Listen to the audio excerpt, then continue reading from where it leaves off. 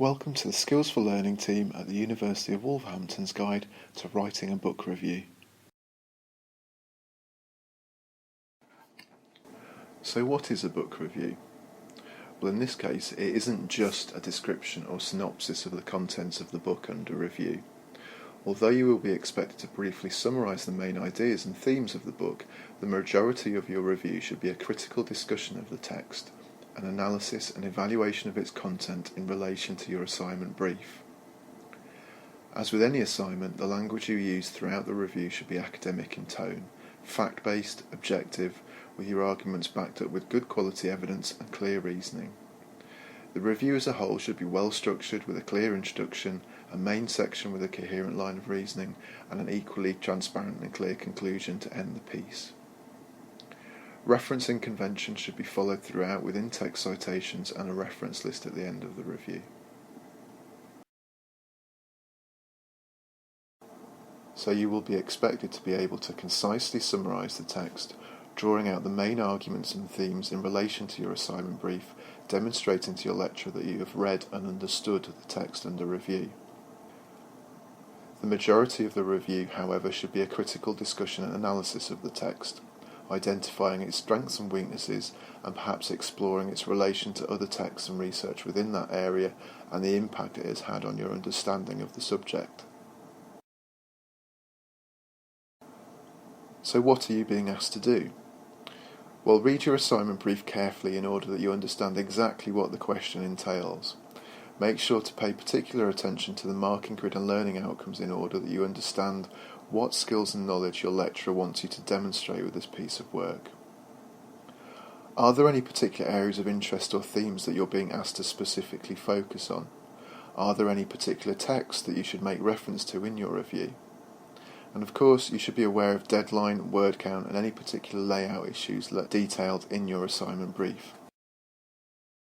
Initially, you should try and gain an overview of the text by using its contents page and reading the introductory chapter to familiarise yourself with the scope of the book under review, before moving to the conclusion.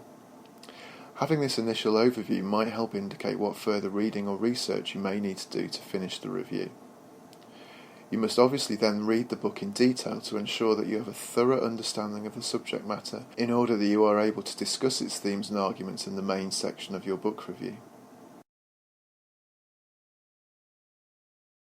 When reading, you should keep your assignment brief in mind, but there are some general questions you can ask of the text. What question or area is the text addressing? What is the author's main viewpoint, and do you agree with it? Can you identify the author's argument and the statements they make in order to build that argument?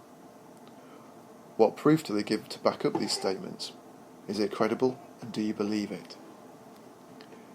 Is there a potential for bias within the text? Could their beliefs, for example political, theoretical or religious, have influenced and skewed their research findings? Have they considered other points of view or alternative standpoints and discussed them, or have they simply ignored them? What are their conclusions?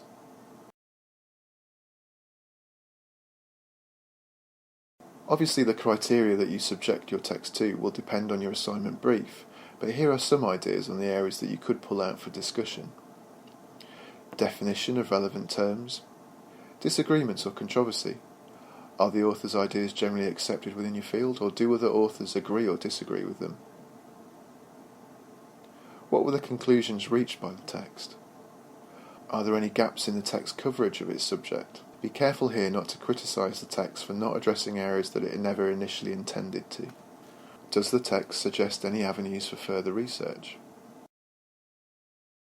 So this is a very basic breakdown of an essay structure, and you should of course pay attention to your assignment brief for any particular structural or layout requirements.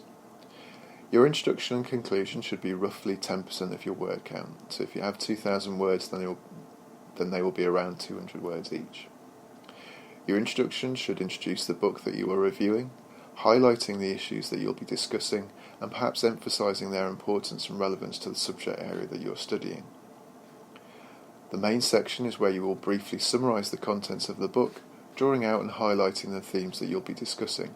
But remember that the majority of this main section should be taken up with a critical discussion and analysis of the themes that you've chosen to focus on.